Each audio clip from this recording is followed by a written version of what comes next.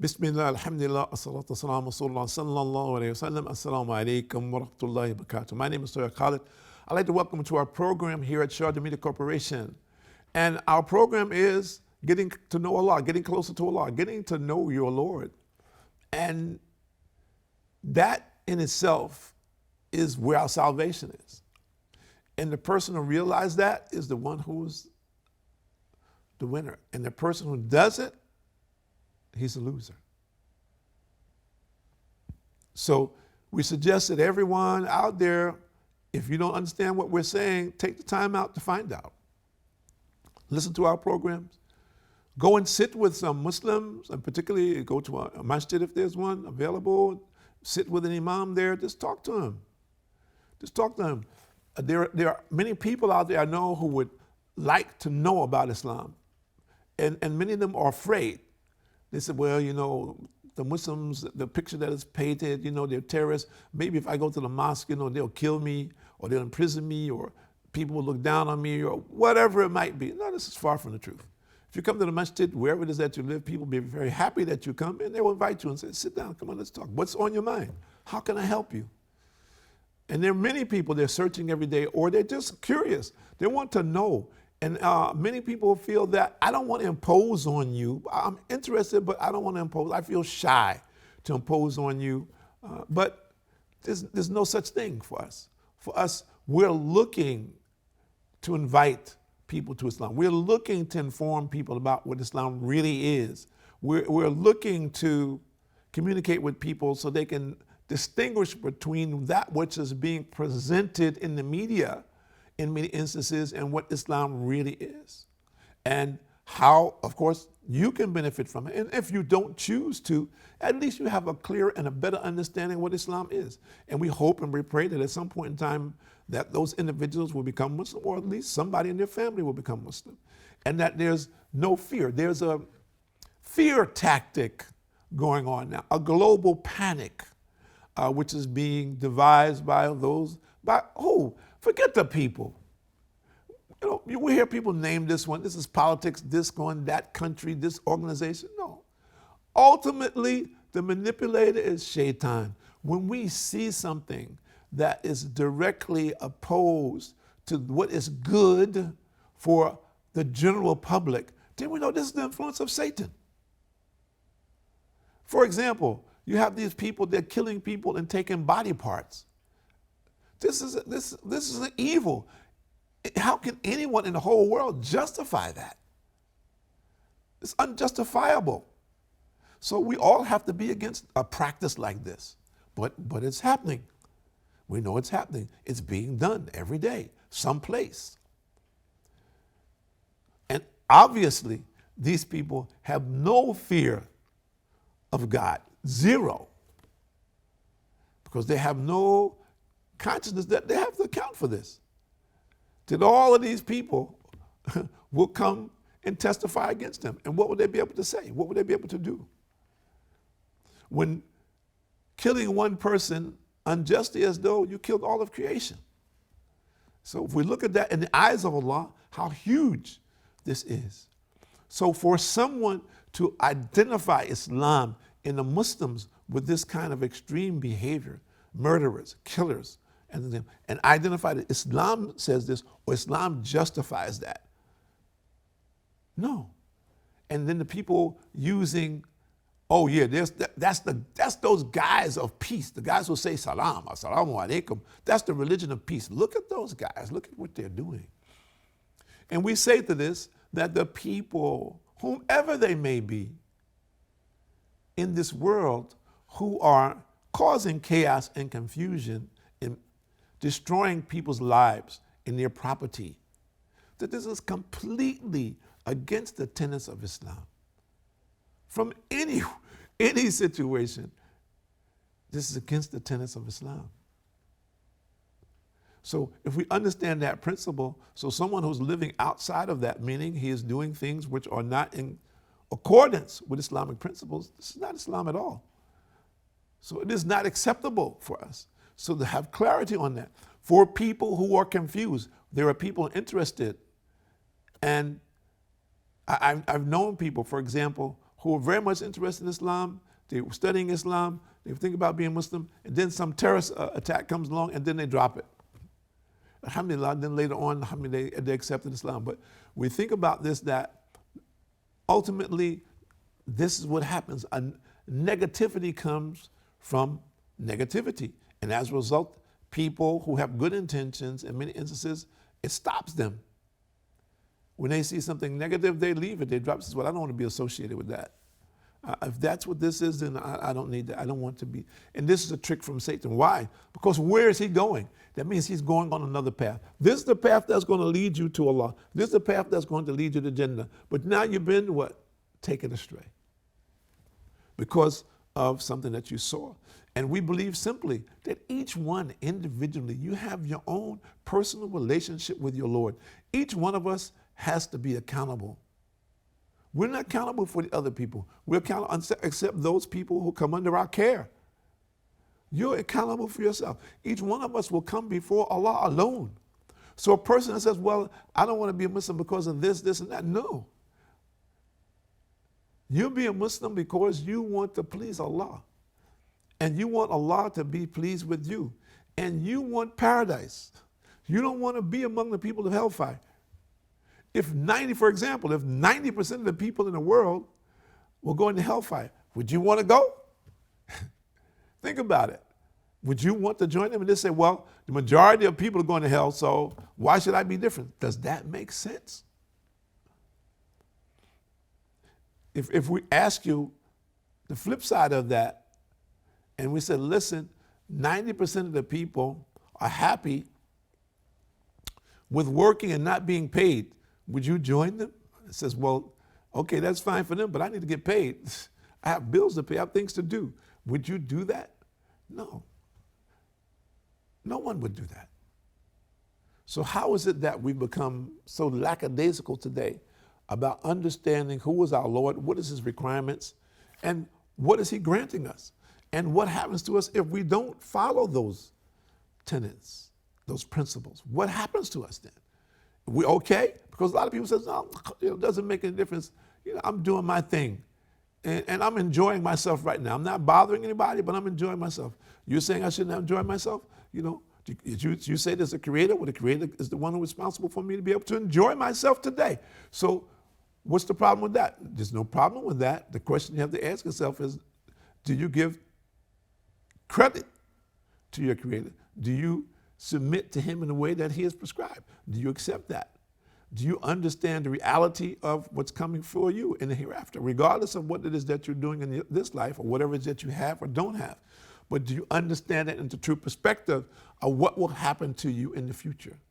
And if you don't understand that, then you need to take the time out to learn about it before the angel of death takes your soul.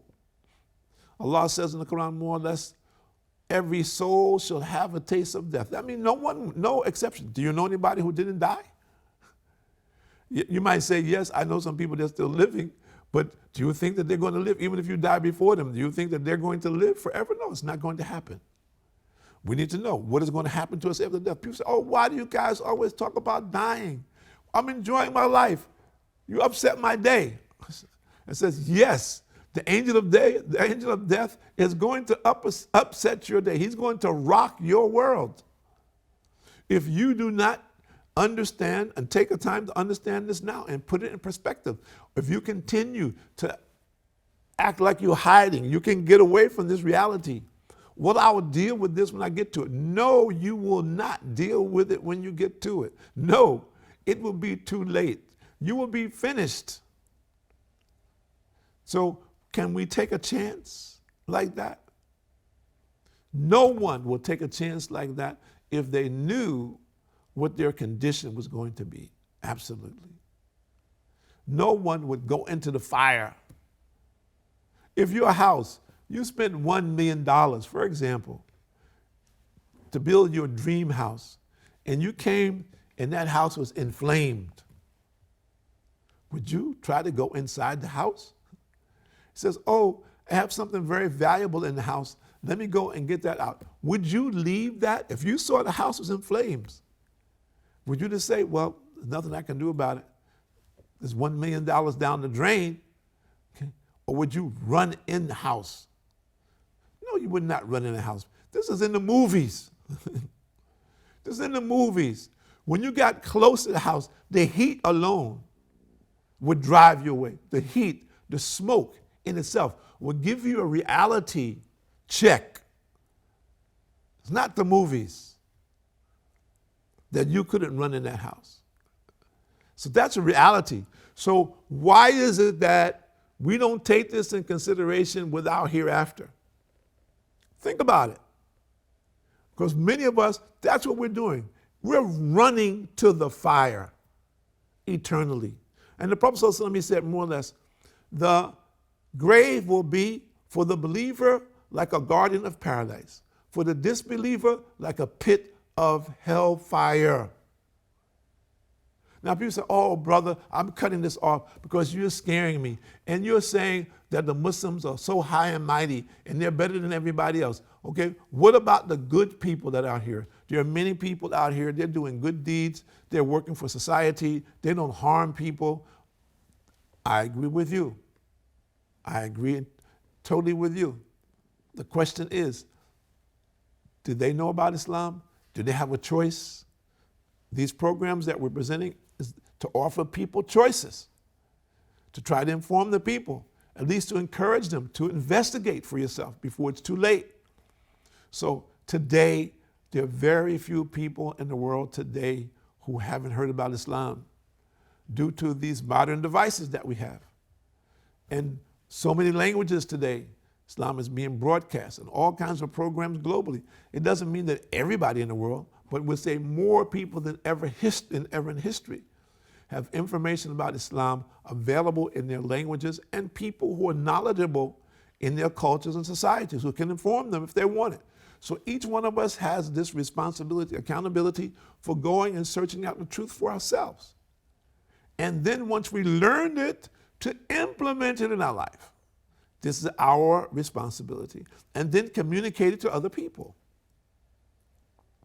So the person who says, well, you know, I don't know, I'm just enjoying myself right now, and tomorrow, I don't know about tomorrow. That's exactly true. None of us know about tomorrow. Tomorrow's not promised. But remember, tomorrow becomes one of two things. For every single person, okay, it becomes one of two things. A garden of paradise or a pit of hellfire. Guy says, well, I can't see that. I've been to the graveyard. I've been down the grave. It's just a hole in the ground. People put in the casket. They put them in the ground. Okay? Or some people, they put in the ground. That's it. And we got evidence of that because we have archaeologists. We got bones of people for thousands of years old. And it's just bones. We said we're talking about two different dimensions.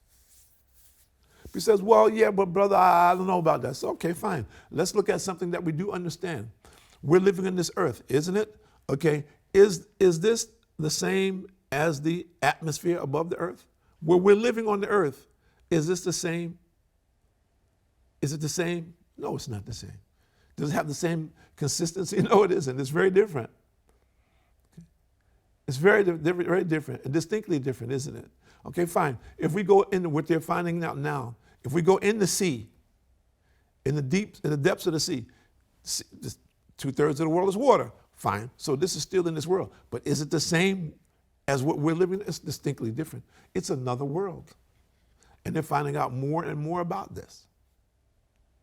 So if you understand this, and these are things which we can see.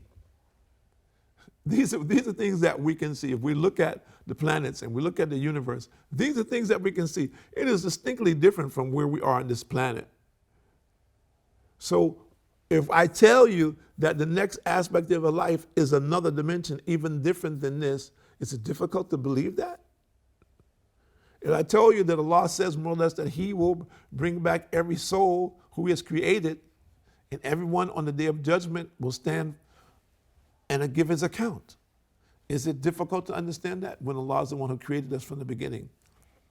That He can recreate us and bring us back to life?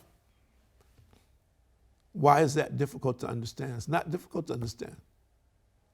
If you believe that you created, if you're a father or you're a mother, if you think that you created your child, you think that you created it?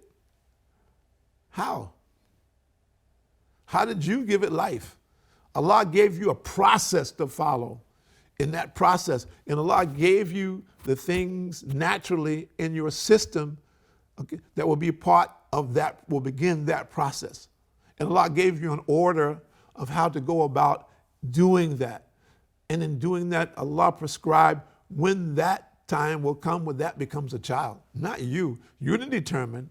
You determined when it would be a child. You didn't determine was it going to be male or female. No, Allah determined that.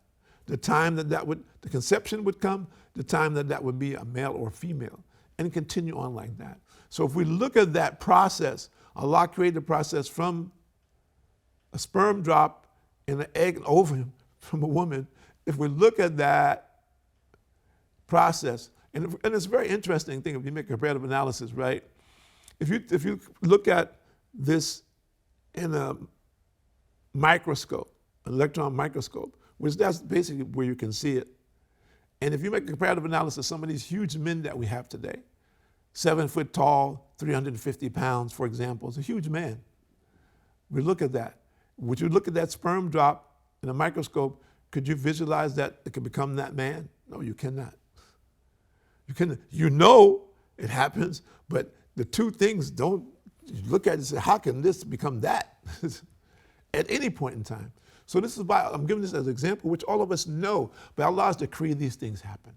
So we need to understand where we are going from here. What is our next stop? And the next stop is the grave.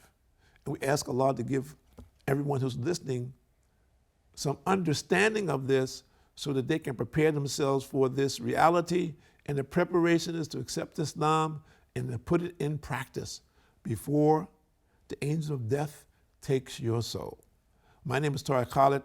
I'd like to thank you for joining us here at Sharjah Media Corporation on getting closer to Allah, getting to know your Lord. And please make this effort now before the angel of death takes your soul. Assalamu alaikum wa rahmatullahi wa barakatuh.